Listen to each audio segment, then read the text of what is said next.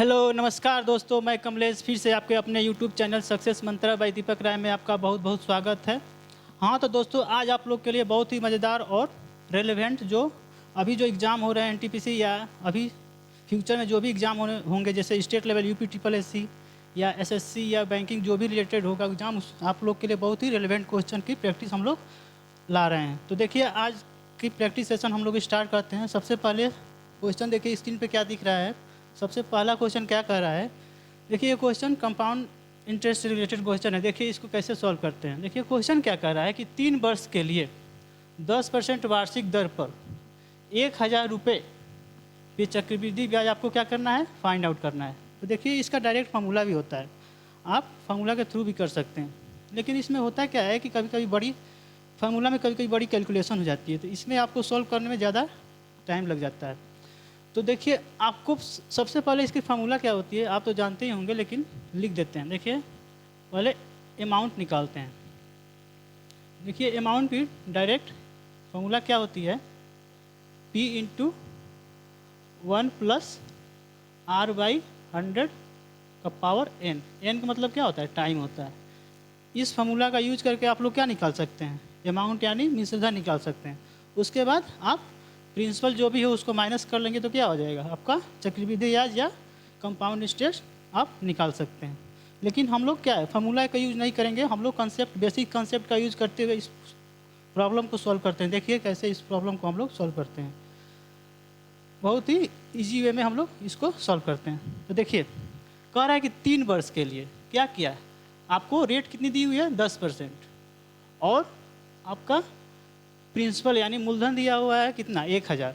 पूछ रहा है कि चक्रवृद्धि ब्याज 1000 पे 10% के लिए 3 वर्ष के लिए कितना होगा, समझ गए। तो देखिए आप लोग जानते हैं कि 10% को क्या लिख सकते हैं, 10% को क्या लिखेंगे 10/100, यानी इसको जब इसको कैंसिल आउट करेंगे तो क्या लिख सकते हैं 1/10 लिख सकते हैं, समझ गए। तो देखिए 1/10 यानी 3 वर्ष के लिए निकालना है आपको। तो इसमें क्या हो रहा है, देखिए इसमें अगर चक्रवृद्धि ब्याज निकालेंगे तो उसमें क्या होता है, इंक्रीमेंट होता है, समझ गए।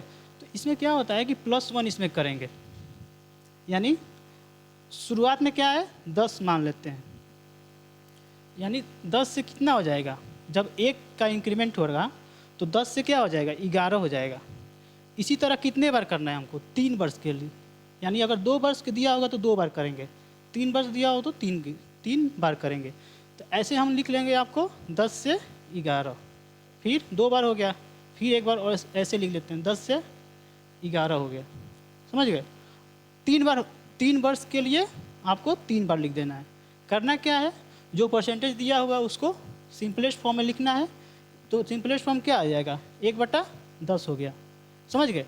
यानी 1/10, देखिए ऊपर वाले पार्ट क्या है 1 में 1, यानी जो बेस वाली वैल्यू है उसको 1 का इंक्रीमेंट कर देंगे। अगर यहाँ कोई 2 रहता तो 2 का इंक्रीमेंट करते हैं, समझ गए। यानी आपको परसेंटेज के अनुसार जो भी आएगा वहाँ वैल्यू, उसके अनुसार आपको क्या करना है, इंक्रीमेंट करना पड़ेगा। तो देखिए 1 इंक्रीमेंट करना है तो क्या कर देंगे, यहाँ 10 से 11 हो गया। अब करना क्या है कि जो इस साइड है तीनों, और इसके लेफ्ट हैंड साइड और राइट हैंड साइड तीनों को आपस में क्या कर देना है, मल्टीप्लाई कर देना है। तो देखिए इस तीनों को मल्टीप्लाई करेंगे, 10 को 3 बार मल्टीप्लाई करेंगे तो कितना हो जाएगा 1000 हो जाएगा, समझ गए। अब देखिए इसको मल्टीप्लाई करेंगे, यानी 11 का स्क्वायर हो जाएगा, कितना हो जाएगा 121 होता है। फिर 121 में 11 से मल्टीप्लाई करेंगे तो कितना आ जाएगा 1331 आ जाता है। आप लोग मल्टीप्लाई कर सकते हैं, यानी 11 का क्यूब अगर आप लोग याद किए होंगे तो कितना होता है 1331 आता है। तो आप डायरेक्ट इसको क्या कर सकते हैं, लिख सकते हैं। अब देखिए मेन इंटरेस्टिंग चीज़ यहाँ है, देखिए जो भी ये वैल्यू आती है ना, ये क्या होती है आपका, और ये क्या होती है, ये आपकी प्रिंसिपल की वैल्यू आती है, यानी मूलधन की वैल्यू आती है। और जो ये यहाँ से ये कितना हो गया 1331, ये किसकी वैल्यू आती है, ये अमाउंट की वैल्यू आती है, समझ गए। यानी ये प्रिंसिपल हो गया और ये आपका अमाउंट यानी मिश्रधन हो गया, समझ गए। इसको अमाउंट लिख देते हैं, अमाउंट हो गया। तो देखिए इसमें पूछ क्या रहा है, चक्रवृद्धि ब्याज आपको निकालना है। तो चक्रवृद्धि ब्याज क्या होता है, यानी अमाउंट और जो भी प्रिंसिपल का डिफरेंस होता है वही तो चक्रवृद्धि ब्याज होता है। तो देखिए अमाउंट यानी मिश्रधन और प्रिंसिपल यानी मूलधन, मिश्रधन माइनस मूलधन करेंगे तो कितना आ जाएगा 331 आ जाएगा, समझ गए। तो देखिए यहाँ से कितना आ गया आपका चक्रवृद्धि ब्याज, क्या हो गया यही 331 हो जाएगा आपका चक्रवृद्धि ब्याज। तो देखिए यहाँ देखिए 1000 दी हुई है, 1000 दी हुई है, अगर मानिए यहाँ 2000 होता तो इसको क्या करना पड़ता, 1000 को इक्वेट करना पड़ता, लेकिन बाई चांस क्या है यहाँ 1000 आपको मैच कर गया, समझ गए। तो 1000 की वैल्यू यहाँ क्या प्रिंसिपल की वैल्यू कितनी दी हुई है, क्वेश्चन में 1000 दी हुई है, तो 1000 के इक्वल हो गया, यानी इसको डिवाइड करेंगे तो कितने हो जाएगा 1 पार्ट के इक्वल हो जाएगा, समझ गए। तो देखिए तो डायरेक्ट इसमें से इसको माइनस कर लेंगे तो क्या हो गया, यही आपका कंपाउंड इंटरेस्ट आ गया, यानी चक्रवृद्धि ब्याज आ गया। तो यहाँ एक पार्ट की वैल्यू यहाँ 1 है, तो 331 पार्ट की वैल्यू क्या हो जाएगी 331 इंटू 1 से क्या कर देंगे मल्टीप्लाई कर देंगे, तो यही क्या हो जाएगा आपका चक्रवृद्धि ब्याज, यानी कंपाउंड इंटरेस्ट कितना हो जाएगा 331 रुपया हो जाएगा, समझ गए। तो इस तरह से आप क्या कर सकते हैं, इसको कैलकुलेट कर सकते हैं। अभी आप लोगों को पहली बार बता रहे हैं, अगर ये क्वेश्चन आप अगर हैबिट में ला देंगे ना तो ये क्वेश्चन बहुत ही इजीली सॉल्व हो जाएगा और इसमें कैलकुलेशन भी ज़्यादा नहीं रहेगा, समझ गए। तो इस तरह से आप लोग इसको इजीली सॉल्व कर सकते हैं। आई होप आप लोग इसको क्वेश्चन को क्लियरली समझ गए होंगे। तो चलिए हम लोग नेक्स्ट क्वेश्चन की ओर बढ़ते हैं। देखिए नेक्स्ट क्वेश्चन क्या कर रहा है, क्वेश्चन नंबर देखिए सेकंड क्या कर रहा है, ये टैंक से रिलेटेड क्वेश्चन है। कह रहा है कि एक टैंक को 30 मिनट में भरा जा सकता है। कोई टैंक है, आपको उसको टैंक को भरा जा रहा है, 30 मिनट में समय लग रहा है। फिर क्या कर रहा है कि टैंक में एक रिसाव है जो टैंक को 90 मिनट में क्या कर रहा है खाली कर सकता है, यानी टैंक में लीकेज हो जाता है। तो एक तरफ से भर रहे हैं, दूसरी तरफ से क्या हो जा रही है टैंक खाली हो रही है। तो कह रहा है वही कह रहा है कि टैंक 90 मिनट में खाली कर सकता है। जो लीकेज है वो कह रहा है कि अगर टैंक को अगर वो लीकेज उसी गति से हो तो क्या 90 मिनट में क्या कर सकता है उसको खाली कर सकता है। तो फिर क्वेश्चन क्या कर रहा है कि अदर टैंक कितनी देर में भरा जाएगा। अगर दोनों प्रोसेस एक साथ कर रहे हैं तो टैंक को भरने में कितने समय लगेगी, यही आपको क्वेश्चन में क्या कर रहा है पूछ रहा है, समझ गए। तो आइए इसको बहुत ही ईजी वे से सॉल्व करते हैं। देखिए हाँ दोस्तों, अगर आप वीडियो को लाइक नहीं किए हैं तो वीडियो को ज़्यादा से ज़्यादा लाइक और शेयर करें। अगर आप चैनल पर नए हो तो चैनल को सब्सक्राइब अवश्य कर दें। तो चलिए देखिए इस क्वेश्चन को कैसे हम लोग सॉल्व करते हैं। देखिए पहला टैंक मान लेते हैं ए है कोई, और इसको इनलेट मान लेते हैं यानी आने वाला, और आउटलेट जैसे कोई वहाँ से क्या है खाली हो रहा है ना, लीकेज होने की वजह से क्या हो रहा है टंकी खाली हो रहा है, तो बी मान लेते हैं, इसको आउटलेट मान लेते हैं, समझ गए। तो देखिए कह रहा है कि ये 30 मिनट में क्या कर रहा है भर दे रहा है, यानी ये कोई टैंक है 30 मिनट में भर दे रहा है। अब इसकी कितनी टाइमिंग है, कह रहा है कि 90 मिनट में क्या कर रहा है खाली कर दे रहा है, तो 90 मिनट में लिख देंगे यहाँ पे। अब आपको कुछ नहीं करना है, बस इस दोनों का एलसीएम ले लेना है। देखिए 30 और 90 का आप एलसीएम निकालेंगे तो कितना हो जाएगा 90 हो जाएगा, यानी आपका एलसीएम यानी लसअप पर कितना हो गया 90 हो गया। अब देखिए अब इसका कितना हो जाएगा 90 में 30 डिवाइड करेंगे तो यहाँ कितनी आ जाएगी 3 आ जाएगी, और यहाँ 90 का मतलब समझ रहे हैं ना, ये टैंक की कैपेसिटी निकल गई, यानी टोटल कैपेसिटी टैंक की, यानी ये टैंक कितना वॉल्यूम रखेगा वही क्या आ जाएगी टोटल कैपेसिटी निकल गई। तो देखिए अब इसको देखिए, यहाँ देखिए यहाँ क्या ये खाली कर रहा है, तो खाली कर रहा है तो इसमें इसको 90 से 90 में डिवाइड करेंगे तो क्या आ जाएगा यहाँ 1 आ जाएगा। लेकिन मेन बात एक बात यहाँ समझनी ज़रूरी है क्या, कि देखिए ये खाली कर रहा है, तो जब खाली करेगा तो क्या करेंगे इसमें माइनस कर देंगे। क्यों, क्योंकि उसमें से पानी क्या हो रहा है रिस खाली हो रहा है ना, क्या कर रहा है कि रिसाव हो रहा है, तो ये यानी यहाँ माइनस कर देंगे, यहाँ प्लस तो होगा ही क्योंकि ये क्या है इस टैंकी को भर रहा है। तो देखिए इसका रिजल्टेंट दोनों को क्या करेंगे, अगर दोनों को ऐड करेंगे तो कितना आ जाएगा 2 आ जाएगा, यानी 2 कुछ भी मान लीजिए यूनिट मान लेते हैं, यानी 2 एक दिन में एक बार में, यानी 1 मिनट की बात कर रहे हैं ना, 1 मिनट में दोनों क्या कर रहा है, जो भी टैंक है 1 मिनट में 2 यूनिट भर रहा है, दोनों मिला के 1 मिनट में 2 यूनिट भर रहा है। तो आपको देखिए कितना आपको भरना है 90 यूनिट भरना है। तो आपको अगर टोटल मिनट निकाल लेंगे कि अगर दोनों अगर साथ में कार्य कर रहे हैं, एक भर रहा है एक दूसरा निकल रहा है, तो क्या करना पड़ेगा 90 यूनिट टोटल है, आपको 1 मिनट में 2 यूनिट भर रहा है, तो क्या कर देंगे, टोटल में से 1 मिनट की वैल्यू आपको क्या कर देंगे, डिवाइड कर देंगे, तो क्या हो जाएगा, वही आपका टाइम मिनट में निकल जाएगा। तो देखिए 90 डिवाइड बाई कितना कर देंगे, 2 कर देंगे, तो यानी आपका टाइम कितना लगेगा, टैंक को भरने में कितना टाइम लगेगा, 45 मिनट, यानी 45 मिनट में क्या हो जाएगा, दोनों वो टैंक की क्या हो जाएगा, भर जाएगी। यानी अगर एक टैंक खाली कर रही है और एक टैंक भर रही है, दोनों एक साथ काम करेंगे तो 45 मिनट में पूरी टंकी भर जाएगी। इस तरह से आपका राइट ऑप्शन क्या हो जाएगा, ऑप्शन नंबर बी आपका राइट आंसर हो जाएगा। आई होप आप लोग समझ गए होंगे, कोई प्रॉब्लम नहीं होगी। तो चलिए हम लोग नेक्स्ट क्वेश्चन की ओर बढ़ते हैं। देखिए नेक्स्ट क्वेश्चन क्या कर रहा है,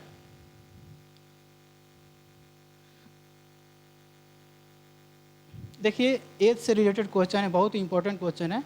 आपको इसमें बहुत लोग देखते हैं कि इसमें बहुत ही 2 इक्वेशन बनाएंगे फिर इस इक्वेशन को सॉल्व करेंगे, इसमें क्या हो जाता है, टाइम ज़्यादा लग जाता है। आप लोगों को कोई इक्वेशन नहीं बनाना है, बस हमारे मेथड को फॉलो कीजिए, आप लोग इजीली विदिन मिनट में आपको ऐसे क्वेश्चन को क्या कर सकते हैं, सॉल्व कर सकते हैं। और ऐसे क्वेश्चन हर एग्जाम में देखने को मिलता है कि पूछे ही जाते हैं। तो चलिए आइए इसको हम लोग सॉल्व करते हैं। कह रहा है कि ए और बी की आयु का अनुपात 1:2 दिया हुआ है, यानी ए और बी कोई पर्सन है, उसकी आयु का अनुपात कितना दिया हुआ है, 1:2 है। फिर क्या कह रहा है कि 7 वर्ष बाद उनकी आयु का अनुपात कितना हो जा रहा है, 3:5 हो जा रहा है। तो कह रहा है कि वर्तमान आयु, उनकी वर्तमान आयु आपको क्या करना है, आपको बतानी है। समझ गए।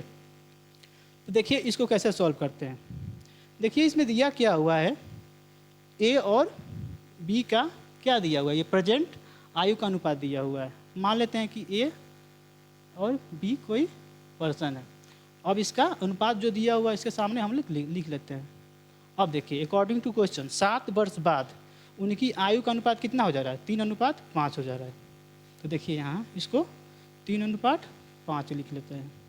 ये शुरू में प्रेजेंट में 1:2 है, 7 वर्ष बाद कितना हो जा रहा है, 3:5 हो जा रहा है। अब देखिए क्या करते हैं, मेन पॉइंट यहाँ पे आपको क्या करना है, कंसंट्रेट होना है। देखिए क्या बता रहे हैं, सबसे पहले आपको यहाँ देखना पड़ेगा इसका डिफरेंस और इसका डिफरेंस सेम है या नहीं। अगर डिफरेंस सेम नहीं हो तो आपको सेम बनाना पड़ेगा। समझ गए। तो देखिए यहाँ 3 और 5 के बीच में कितने का डिफरेंस है, 2 का डिफरेंस है। यहाँ 2 का डिफरेंस है, यहाँ लेकिन 1 का डिफरेंस है। समझ गए, यहाँ 1 का डिफरेंस है, लेकिन देखिए यहाँ डिफरेंस अलग अलग है। तो आपको क्या करना पड़ेगा, सबसे पहले डिफरेंस को सेम करना पड़ेगा। तो जो यहाँ है वही टर्म इसको क्या कर देंगे, यहाँ मल्टीप्लाई कर देंगे, और जो यहाँ का टर्म है इसको साथ इसमें मल्टीप्लाई कर देंगे। समझ गए। तो देखिए यहाँ क्या लिखेंगे आप, अगर इसमें 2 से मल्टीप्लाई करेंगे तो क्या लिखेंगे आप। तो देखिए यहाँ लिखने के लिए आपको बता रहे हैं, अगर इसको मल्टीप्लाई करेंगे 1:2 है, तो देखिए इसको क्या लिखेंगे, 2 क्या हो जाएगा, 4 हो जाएगा। समझ गए। और यहाँ 1 से मल्टीप्लाई करेंगे तो क्या हो जाएगा, एज इट इज़ वही नंबर आ जाएगा।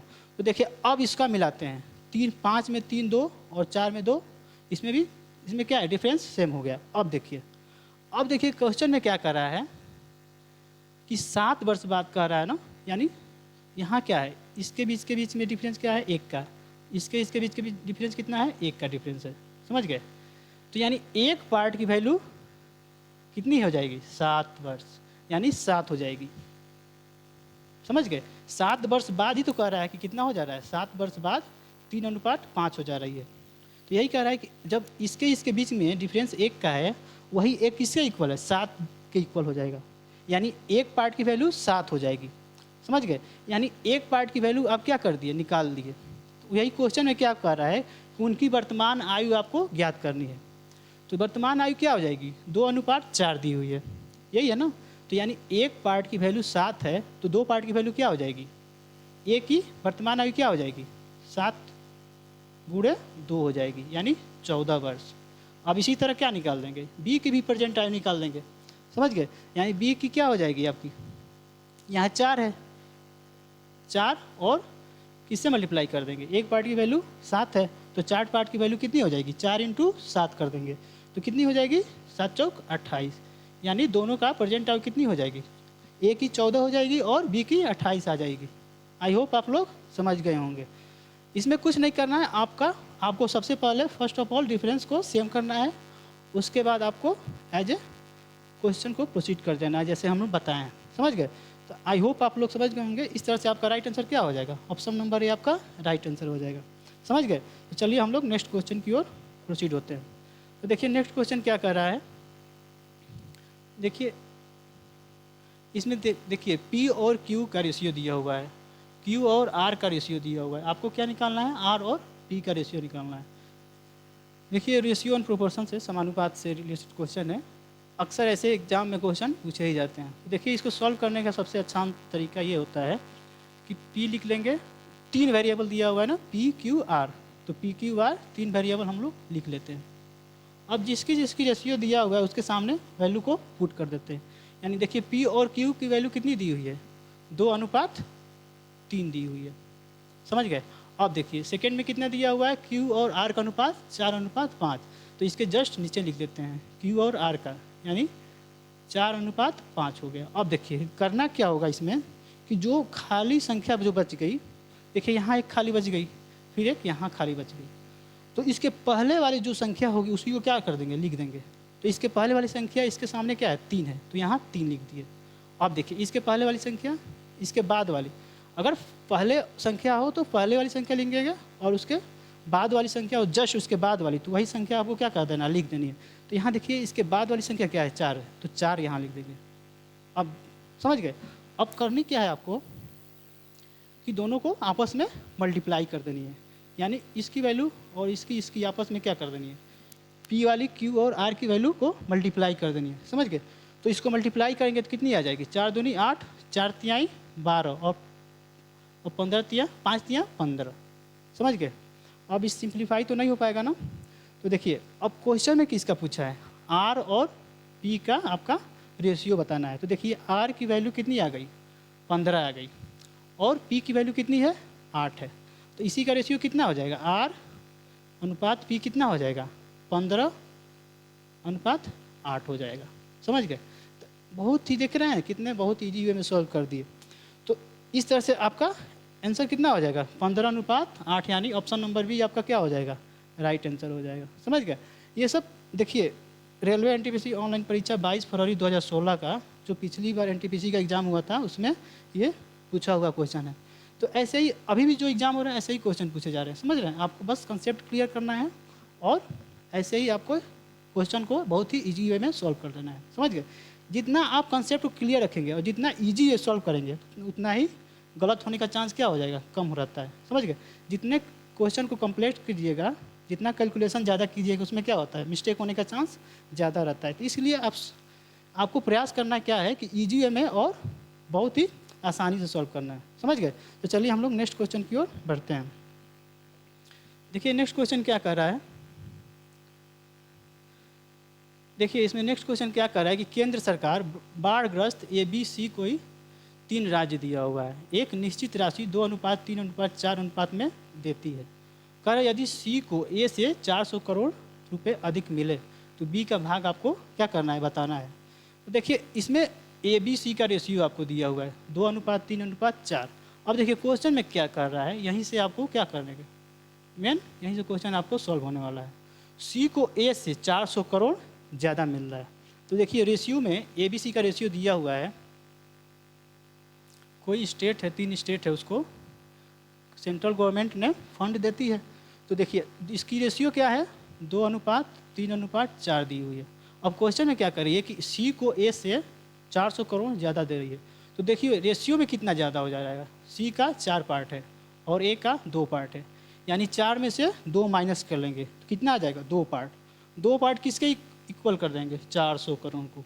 तो देखिए 2 पार्ट किसके इक्वल हो जाएगा, 400 करोड़। तो यहाँ से 1 पार्ट की वैल्यू निकाल लीजिए, यानी कितनी हो जाएगी, 200 हो जाएगी। अब देखिए क्वेश्चन में क्या कर रहा है कि B का भाग आपको बताना है, यानी B को कितना मिला, बाढ़ग्रस्त में सेंट्रल गवर्नमेंट ने B स्टेट को कितना पैसा दिया, यही आपको बताना है। तो देखिए B का कितना पार्ट है, 3 पार्ट है, ये रेशियो है, तो 3 पार्ट B को मिला। तो देखिए 1 पार्ट की वैल्यू 200 आ गई, तो 3 पार्ट की वैल्यू क्या है, इसको जस्ट आपको मल्टीप्लाई कर देनी होगी, यानी 200 गुणे 3 यानी 600 हो जाएगी। समझ गए? यानी B को कितना मिला रुपया, 600 करोड़ रुपये। इस तरह से आपका राइट आंसर क्या हो जाएगा दोस्तों, ऑप्शन नंबर C आपका राइट आंसर हो जाएगा। आई होप आप लोग कोई दिक्कत नहीं होगी। तो चलिए नेक्स्ट क्वेश्चन की ओर बढ़ते हैं। नेक्स्ट क्वेश्चन बढ़ने के पहले आप लोग से गुजारिश है कि आप लोग वीडियो को ज़्यादा से ज़्यादा लाइक और शेयर किया कीजिए, ताकि हम लोग अच्छे से क्वेश्चन की ऐसे ही प्रैक्टिस कराते रहें। चलिए नेक्स्ट क्वेश्चन की ओर बढ़ते हैं। देखिए नेक्स्ट क्वेश्चन क्या कर रहा है कि एक मीनार के आधार से 20 मीटर दूरी पर स्थित बिंदु से मीनार की चोटी का उन्नयन कोण आपको कितना दिया हुआ है, 60 डिग्री दिया हुआ है। तो कह रहा है कि मीनार की ऊंचाई का पता आपको लगाना है। समझ गए, ये हाइट एंड डिस्टेंस से रिलेटेड क्वेश्चन है। देखिए इसको कैसे सॉल्व करते हैं। कोई मीनार बनाते हैं, जिसे क्या हो गया है,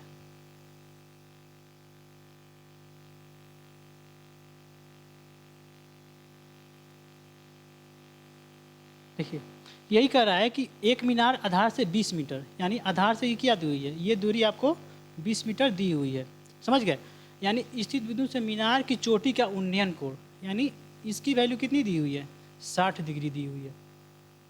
तो क्या क्वेश्चन कर रहा है कि मीनार की ऊंचाई को आपको पता लगाना है, यानी आपको ये हाइट आपको बतानी है। समझ गए, चलिए इसका नेमिंग कर देते हैं, यहाँ ए बी और सी मान लेते हैं। समझ गए, तो देखिए आपको ये वैल्यू दी हुई है, आपको इस वैल्यू को निकालनी है और ये एंगल आपको मालूम है। तो आप जानते हैं कि इसमें tan 60 हो जाएगी। tan 60 की वैल्यू कितनी हो जाएगी, tan थीटा इक्वल टू क्या होता है, P/B। तो यहाँ P यानी यहाँ क्या हो जाएगा, AB अपॉन, अब देखिए AB अपॉन क्या हो जाएगा, CB। तो CB की वैल्यू क्या दी हुई है, 20 दी हुई है।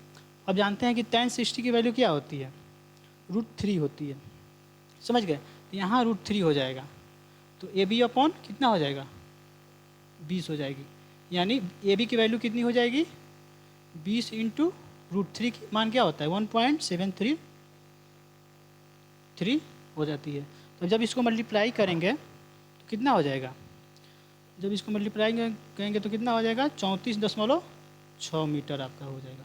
समझ गए, तो इस तरह से आपको क्या हो जाएगा, यही आपकी इसकी मीनार की ऊंचाई हो जाएगी कितनी, 34.6 मीटर। यानी आपका ऑप्शन नंबर बी क्या हो जाएगा, राइट आंसर हो जाएगा।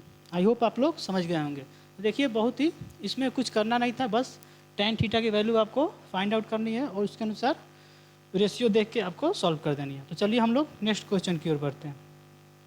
देखिए नेक्स्ट क्वेश्चन क्या कह रहा है,